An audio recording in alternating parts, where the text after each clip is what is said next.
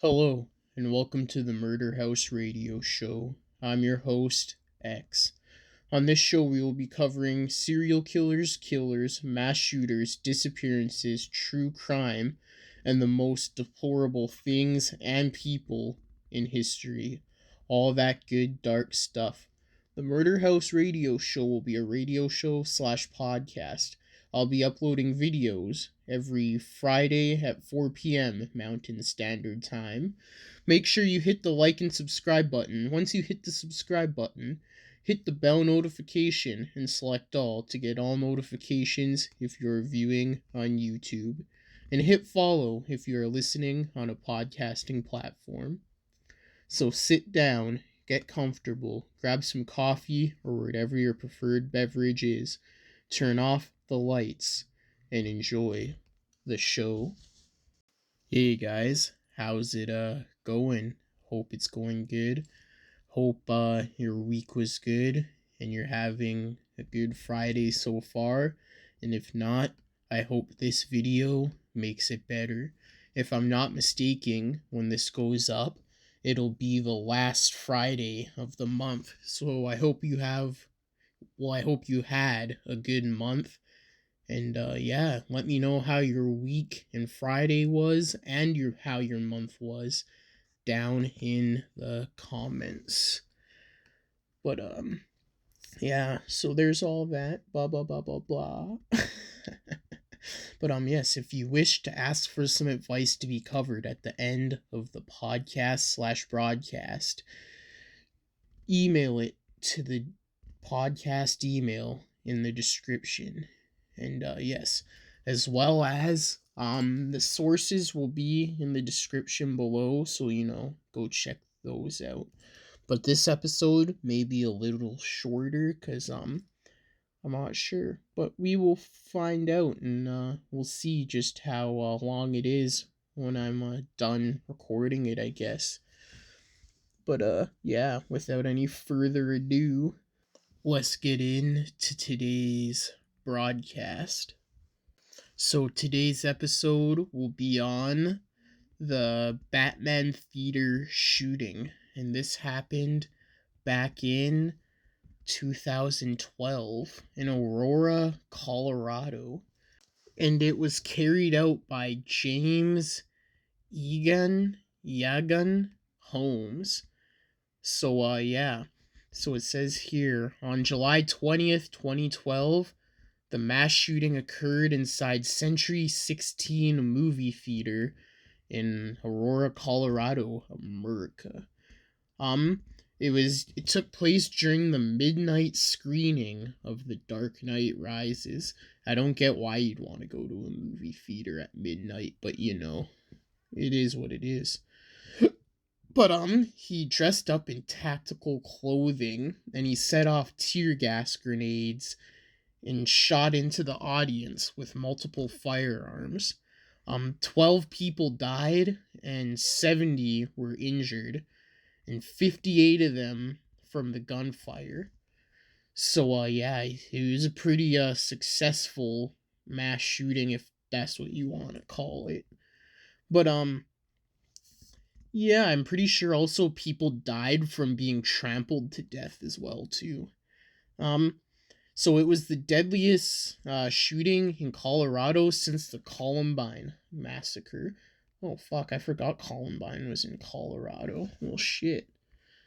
At the time, the event had the largest number of victims, 82 in one shooting. Holy fuck. Yeah. So this held the highest number of victims at 82, and then it was surpassed by the Orlando nightclub shooting in 2016, and that one had 107 victims. Holmes was arrested minutes later in his car outside the cinema, and earlier he had rigged his apartment with homemade explosives and incendiary devices. So like fire starter devices or whatnot. These were taken apart or defused and stuff by the bomb squad the day after the shooting. Um, People were fearing copycat crimes, and movie theaters showing the same film across America increased their security. Gun sales increased in Colorado, and political debates were garnered about gun control in America. Yep, it's nothing new. Nothing new. Holmes confessed to the shooting, but pled not guilty by reasons of insanity. Um, the Arrowfield County prosecutors sought the death penalty in the case. Their trial began on April 12th, 2015, and on July 16th of that year, Holmes was convicted of 24 counts of first-degree murder. Holy shit. 140 counts of attempted murder, and one count of possessing explosives. And then on August 7th, he was sentenced to life in prison without the possibility of parole. And then on the 26th of August, he was given 12 life sentences, one for every person he killed. He also received 3,318 years for the attempted murders of those he wounded and for rigging his apartment with explosives. Well, shit. There is that. Interesting. So there's a quick breakdown of the whole thing, but I'm pretty sure that he tried to get help for his things. Like he tried to tell people, I'm pretty sure, and he's like, hey, I'm thinking about hurting some people, and everybody just kind of, brushed it off and stuff. So yeah, so let's delve into the shooter real quick here. So Holmes was born on December 13th, 1987 in San Diego, California. And his father's name is Robert Holmes, and he is a mathematician and a scientist with a degree from the Stanford University. Well, shit. And UC Berkeley. Holy shit. Stanford, UCLA, and UC Berkeley. And his mother, Arlene Holmes, is a registered nurse. So a stable environment. Both parents are in the picture. He has a sister, Chris Holmes. Holmes was raised in Oak Hills, a community in Monterey County near Castorville, California. And he attended at 12 years old, Holmes moved back to San Diego, where he lived in a fucking nice neighborhood, where he reportedly began declining socially. Okay. So there's that. He went to Westview High School and graduated in 2006. So he did graduate. He played soccer and ran cross country, and this was in high school. And he attended church with his family, according to the Lutheran Church's pastor. According to Holmes's lawyer, Daniel King, Holmes began to suffer from mental health issues in middle school and attempted suicide when he was 11. That's sad. So, according to Holmes, when he was a kid, he was afraid of what he called nail ghosts that would hammer on the walls at night. Well, shit. He would also see shadows and flickers out of the corners of his eyes, which would fight each other with firearms and other weapons. Well, shit, there's that. He saw social worker Margaret Roth once before she sent him to psychiatrist Lynn Fenton. Holmes was depressed and obsessed with killing for over a decade. Well, shit. All of that should be noted. Yes, I'm not too familiar with America's gun control laws, but if they have mental health issues, like any reports of mental health issues that could pose a threat of violence or whatever, I don't think you should be able to obtain a gun. That's yeah, that's the yeah, that's just what I think. But yeah, there's that. But regardless of these issues, Holmes graduated from high school in 2006, like I said, and he completed a bachelor's degree at the University of California, Riverside in 2010. He decided to pursue a graduate degree at University of Colorado and moved to Aurora. Interesting. When he was in Aurora, he lived on Paris Street in a one-bedroom apartment in a building with other students involved in health studies at the University of Colorado. Okay, so like dorm life or some shit, basically. So, in a rental application for his apartment, he described himself as quiet and easygoing. I would describe myself that way too, quiet and easygoing. And an online dating profile, Holmes identified himself as an agnostic. Agnosticism is the view that the existence of God or a divine or a supernatural is unknown or unknowable. Other definitions provided is the view that human reason is impeccable of incapable of proving sufficient rational grounds to justify either the belief that God exists. So that makes sense.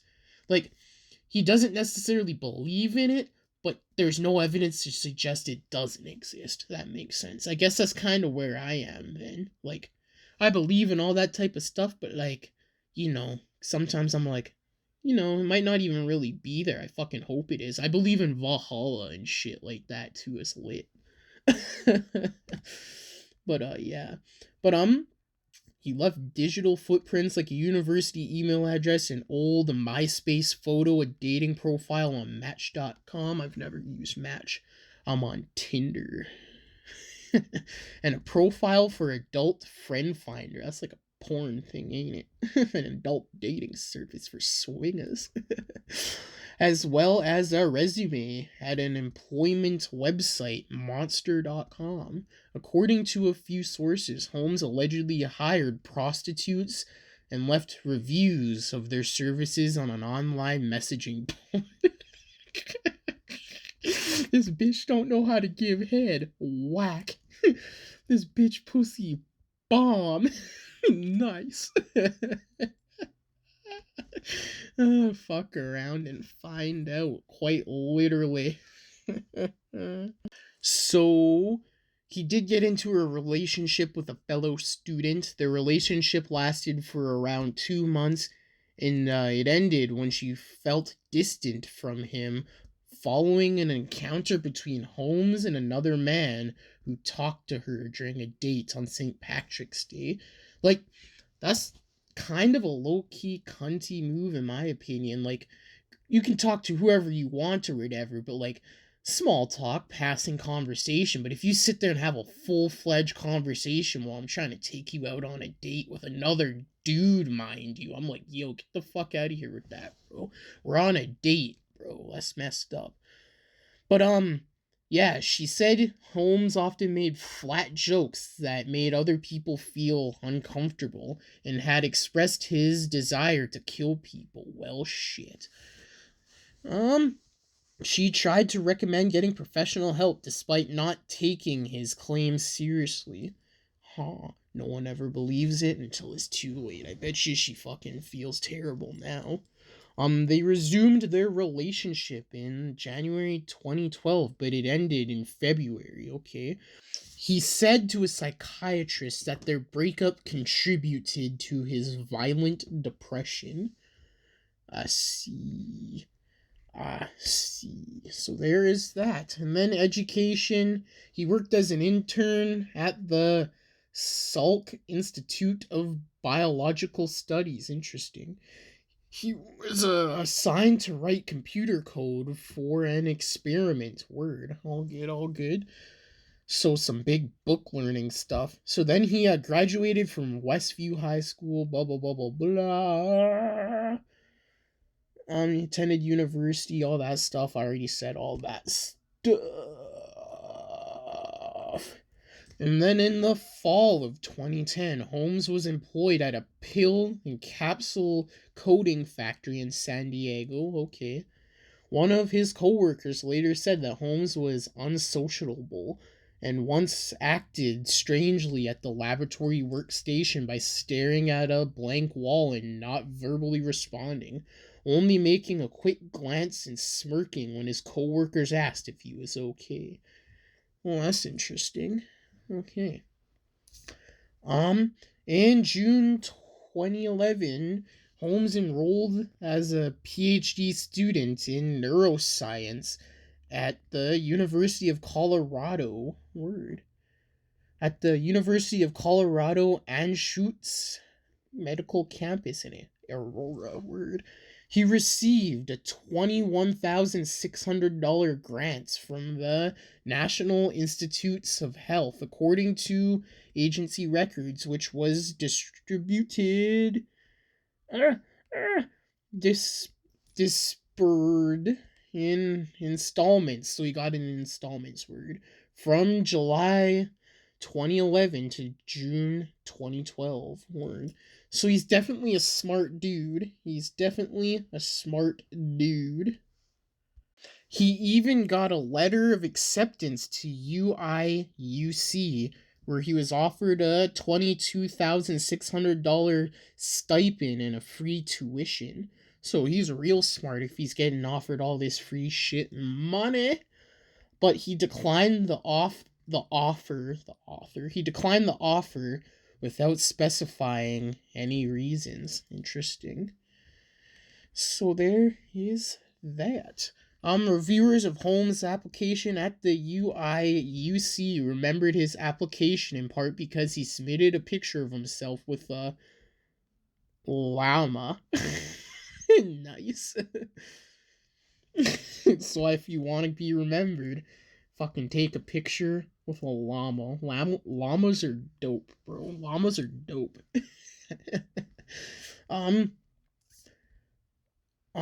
So, at the University of Colorado, Holmes sought help in 2012 for his mental state at the student health clinic after he broke up with his girlfriend. Okay. He broke up with his girlfriend, my reason, blah, blah, blah, blah, blah. His first mental health professional contact was with a social worker who wrote, "This is the most anxious guy I've ever seen, and he has symptoms of OCD, but most concerning is that he has thoughts of killing people, though I don't think he's dangerous." Yo, if they have thoughts of killing people, like, like everybody has thoughts like, "Oh, fucking kill this motherfucker," right? But like, if they're like detailing, planning it out on some fucking psychopath crazy shit, bro, like this dude probably was, this motherfucker's dangerous, bro. But the social worker said that it was difficult to interview him because he would stare and take a long time to answer. Holmes told them that he never had hurt anybody and never would. The social worker noted that he had a number of odd mannerisms. For instance, when he left appointments, he would not say thank you, goodbye, or other courtesy remarks on his way out. That's a dickhead move, bro. You always gotta say thank you, please, excuse me, all that good shit. But the worker also thought that he might be having a psychotic break. Well, fuck, when he shot up the theater, definitely. They should have looked into that further for sure. Like, come on, bro. I understand they can't put you in a psych ward, like, against your will, unless your parents put you in there or your spouse puts you in there, or something like that. But I am not 100% sure on that, so don't quote me. But unless you also have like a fucking psychotic break and you're threatening to kill people and yourself and shit, then they can hold you, I'm pretty sure.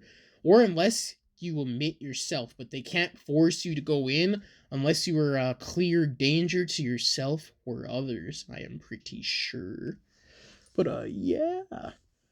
I'm also fairly certain the school psychologist or whatever couldn't have told anyone because of the the confidentiality, because he never threatened to hurt anybody in particular. He just said he wants to hurt people. So I'm not too sure about that either, but But he was seen by psychiatrist Dr. Lynn Fenton, who testified at his trial that she was worried about his homicidal ideation expressed in their last meeting. Yeah, obviously. She saw him a total of 7 times over 3 months. Holy fuck. Twice with a male psychiatrist. Holmes rejected their suggestions for treatment. Okay, then. In June 2012, after Holmes had sent her a threatening email, well, shit, she activated a threat assessment team to help her formulate a plan for Holmes. She listed specific concerns such as his long-standing fascinations about killing as many people as possible, his reluctance to discuss any details about his plans, his refusal to allow them to talk to anyone else, and the unclear timeline. Okay. She didn't know if he was always that way or if it was a new behavior. She consulted with his mother, who said he had long-standing social problems, although the center offered to treat him if he lost his insurance. Okay. He left treatment. Okay. His final diagnosis there was schizoid personality disorder. Schizoid personality disorder is a personality disorder characterized by a lack of interest in social relationships, a tendency towards a solitary or sheltered lifestyle, secretiveness, emotional coldness, detachment, and empathy. Okay, fair enough. So he was diagnosed with that, and 2 rule outs. Schizophrenia disorder. It's spelled SCHIZOPHRENIFORM. Schizophrenia disorder and autism spectrum disorder. Okay. There is that. And then in 2012, Holmes' academic performance dropped, and he scored poorly on a comprehensive exam in the spring. The university was not planning to expel him, but Holmes was in the process of withdrawing from school. 3 days after failing a key oral exam at the university, in June 2012, in early June, Holmes dropped out of his studies without further explanation. At the time of his arrest, he gave his occupation as a laborer. Okay, so there is that. So his early life was pretty normal, stable house, all that stuff. But the thing is, he went to help, like get help. He's like, yo, I need to get help or whatever, right? And then when they offered treatment for him, he refused it. So like, what the fuck can you do at that point? But I don't fucking know, man. But the threatening letter, they probably could have locked him up for that. I'm not sure. So when he started getting serious about this movie theater shooting business, on May 22nd, 2012, Holmes purchased a Glock 22 pistol at a Grand Mountain shop in Aurora. 6 days later, on the 28th, he bought a Remington 870 Express Tactical Shotgun. Holy shit. Tactical shotgun at a Bass Pro Shop store in Denver, Colorado. Word. On June 7th, just hours after failing his oral exam at the university, he purchased a Smith & Wesson M&P 15 sport rifle. Word. All 3 of these weapons were bought legally, and background checks were performed. I see. You gotta have all the medical stuff on there. Like, for your mental health and stuff. You just gotta. That's something That's something they should definitely do. I'd agree with that. In the 4 months prior to the shooting, Holmes also bought 3,000 rounds of ammunition per pistol, 3,000 rounds of MNP 15 ammunition, and 350 shells for the shotgun. And this was all over the internet. And there's only one pistol here. So, yeah. On July 2nd, he placed an order for a Black Hawk urban assault vest. I see. 2 magazine holders and a knife at an outlet retailer. He also purchased spike strips, oh fuck for cars word, which he later admitted he planned to use in the police chase would shoot at or follow him in a car chase word, makes sense. On June 25th, less than a month before the shooting, Holmes emailed an application to join a gun club in Byers, Colorado. The owner, Glenn Rukatovich, called him several times throughout the following days to invite him to a mandatory orientation, but could only reach his answering machine, okay? Holmes left Rukatovich one email in reply. Due to the nature of Holmes's voicemail, which Rukatovich described as bizarre and freaky and guttural, spoken with a deep voice, incoherent and rambling, Rukatovich instructed his staff to inform him if Holmes showed up, though Holmes neither appeared at the gun range nor called back. In hindsight, looking back, and if I'd seen the movie, maybe I'd say it was like the Joker. I would have gotten the Joker out of it. It was like somebody was trying to be as weird as possible, said Rakovich. Just imagine getting a fucking phone call, like a voicemail, like, I would like to join your gun club. That'd be fucking wild. But on July 19th, just hours before the shooting started, Holmes mailed a notebook to his psychiatrist. The notebook detailed his thoughts and plans during the week preceding the shooting. Could have been prevented right here.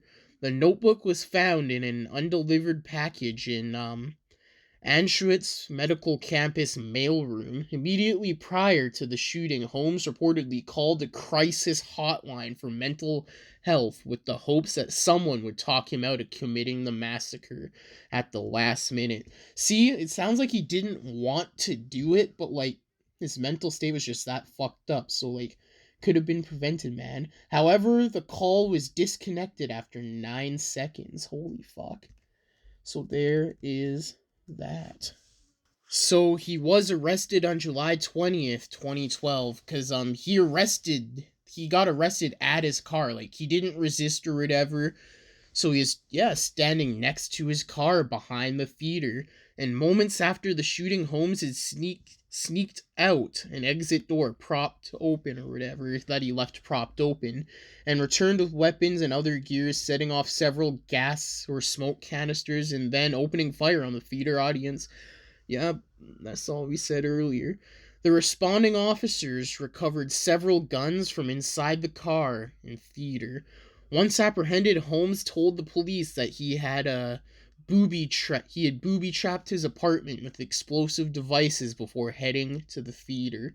Police later confirmed the presence of explosives in the apartment. Yes, like what this thing is, like, people are fucking outraged because, like, oh, why didn't they shoot him? He's fucking white or whatever. That's why, right? Which is bullshit, in my opinion. It's because, he didn't fucking resist. He did exactly what they said, blah, blah, blah, blah, blah. And they can't shoot somebody for, not resisting, even though they fucking do sometimes, which is bullshit. There is a big race issue down in America, sadly. It's fucked up. All over the world, really, just in varying degrees and stuff like that. But, yeah, it's sad. So Holmes was initially jailed or detained or whatever at Arafo Detention Center, and he was on suicide watch, and suicide watch sucks. They put you in a turtle suit, And fucking, I've never been there, by the way, but they put you in a turtle suit so you can't rip it or twist it or tie it so you can hang yourself, and there's nothing in your room, so it's literally just a room where you stay in for a while so they make sure you don't kill yourself and you're on constant watch. And then he was being held in solitary confinement to protect him from other inmates, and a routine precaution for high profile inmates or whatever. Makes sense, makes sense. So Holmes's first court appearance was in Centinela, Colorado on the 23rd of July 2012, and this was before Judge William B. Sylvester. He was read his rights and no bail was given due to the nature of his charges, obviously. A mandatory protection order was issued by the judge. The judge appointed the Colorado State Police defender for Holmes's defense. Okay. Holmes said nothing and never looked at the judge.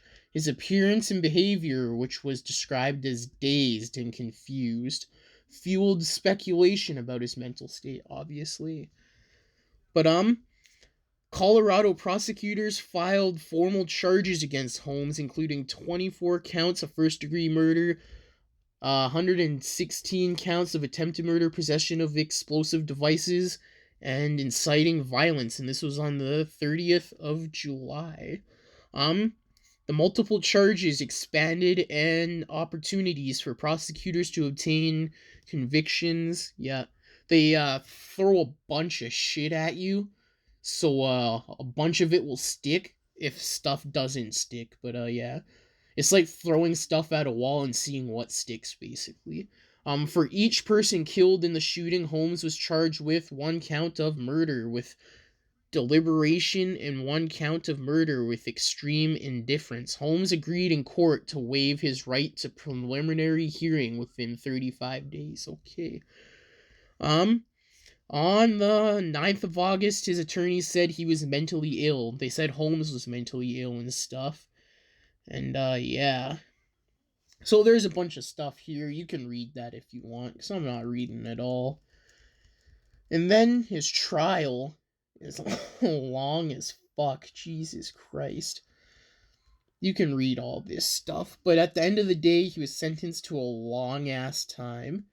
So verdict and sentencing on July 16th, after deliberating for over 12 hours, the jurors found Holmes guilty on all 24 counts of first-degree murder, 140 counts of attempted first-degree murder, 1 count of possessing explosives, and a sentence enhancement for a crime of violence. They began deciding his sentence on the 22nd of July. Hey, that's my homie's birthday. The court expected the sentencing phase to last for 1 month. Holmes declined to make an allocation statement. Okay.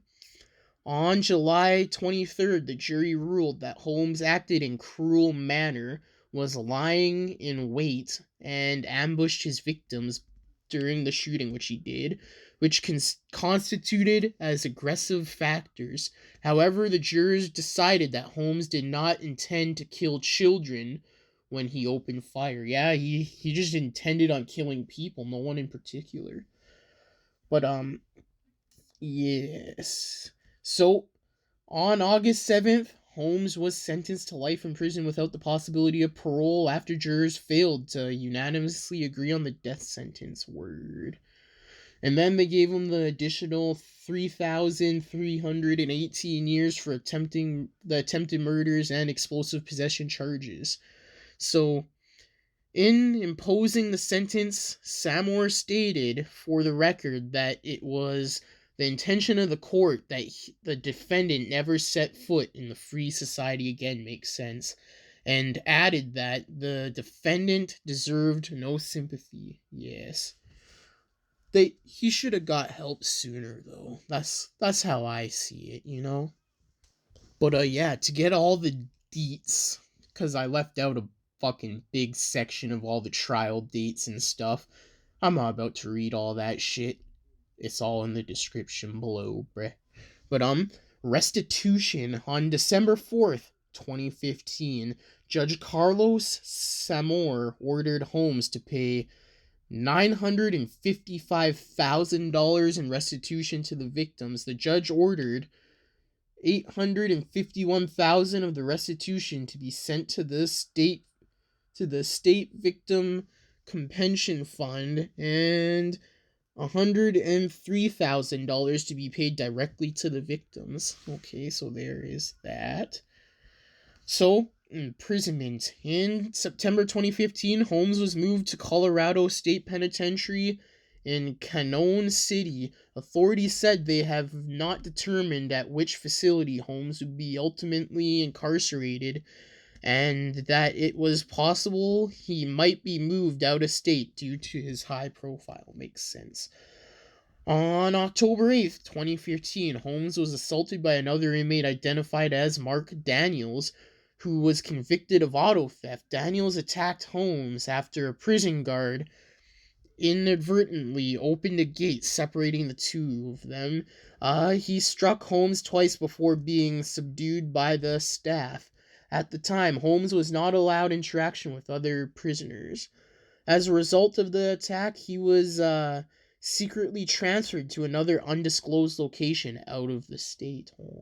According to the inmate locator on the Federal Bureau of Prisons website, Holmes is incarcerated at UPS Allenwood in Garreg Township, Union County, Pennsylvania.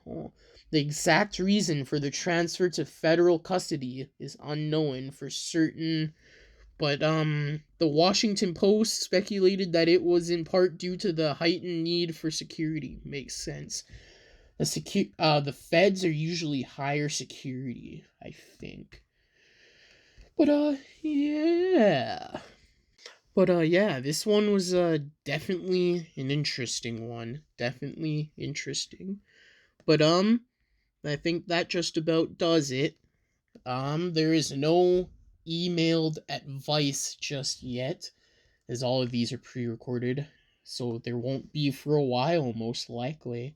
But I'll when I start posting these episodes, like sharing them around, I'm like, hey, leave your advice, email me some advice you want answered, and I'll answer it. The email's in the description of the videos, the more recent videos or whatever.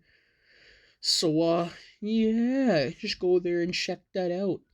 But yeah, so that is the Batman Theater shooting. Thank you for listening to this episode on the Murder House Radio Show. I hope you have a good rest of your Friday or whenever you're listening to this. Check out the social medias and the sources in the description below. Make sure you hit the like and subscribe button, and once you hit the subscribe button, hit the bell notification and select all to get all notifications if you are listening on YouTube. If you are listening on a podcasting platform, hit follow. Leave your suggestions for future episodes in the comments. See you next episode. This is your host X, signing off.